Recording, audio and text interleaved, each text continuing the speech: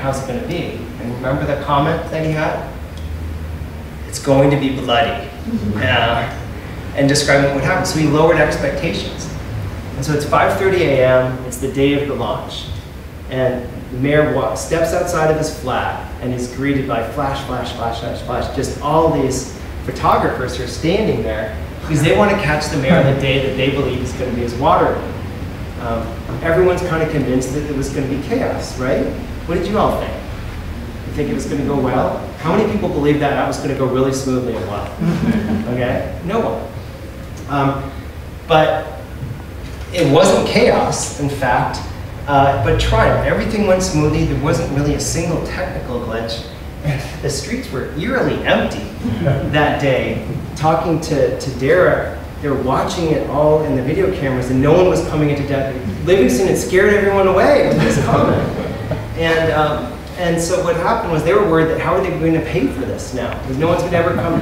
Derek said, he said, no one's going to ever come to downtown London again. You know.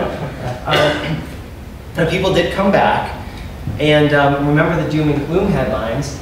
Here are the headlines the day after the launch. He told me it was one of the best political days of his life. And the mayor, as he said to me, that nothing he'd ever done in public life turned out better than he hoped for until this. And it's a pretty successful launch. And if they got, if that first couple of days had gone poorly, you're dead in the water with something like that. So the lesson is accepting the possibility of failure, you can avoid failure, and you do all that risk management. Let's look at kind of 7 key elements for success. Diversity of views through the process, design the policy to work in the real world, not just to pass the legislature. You want to have a thoughtful legislative debate, avoid your idea of being overly distorted in a political process, taking failure seriously.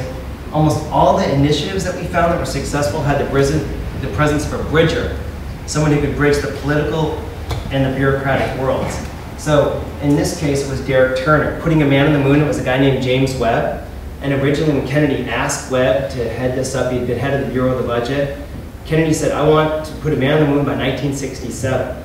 And Webb said, I'm only going to sign up if you change that to by the end of the decade. Because he knows that things always go wrong. And in fact, there was a fire that ended up happening. And then what happened was he asked his people, how much is this going to cost? It came back, and they gave him a cost. And there's always an engineering bias to kind of lower that cost. And he said, okay, I'll sign up, but we have to double the overall cost. It came in right around on budget and right beforehand. So he was the guy who understood the terrain, and he could talk to the political world and others. Derek Turner was a guy who wasn't afraid to go head-to-head and be yelling at Ken Livingston. And he wasn't afraid of the politicians. And you need kind of people who can speak truth to power and these things. We don't have enough of them today. Special relationship between the politician and implementer. We found that time and time again. Dedicated unit to manage it. Oftentimes, they try to do these big initiatives as day jobs for people, or they just assign people who happen to be in that space who are not necessarily capable of doing it. They don't have the background. What they did here was that they walled off this group. TFL called them fortress congestion pricing, and he walled them off because he knew that if they had day jobs, they wouldn't get it done. So for 2 years, this is all they did. Again, this was their job, but that's really, really important for getting these things done. And think about the Olympics. Well, you know, for something like the Olympics, then you get the best people together with commercial experiences. They're just on that. Why don't we do that sort of thing for much more government projects? And in Australia, what they decided after the Sydney Olympics was, if the Olympics works really well like that, let's try that model for a lot of big projects. And that's what they've done now in both Melbourne and Sydney. So that's the essence of the presentation. 2 things to keep in mind. We're in this period right now where trust in government is at an all-time low. And country after country, people just don't believe we can get these things done.